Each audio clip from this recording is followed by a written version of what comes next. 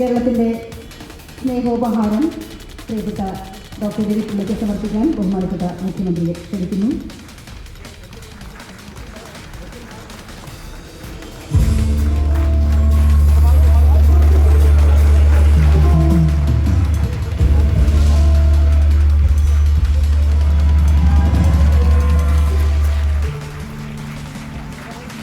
ആദരസൂചകമായി ഉത്തരയും ചാർത്തുകയും ചെയ്യുകയാണ്.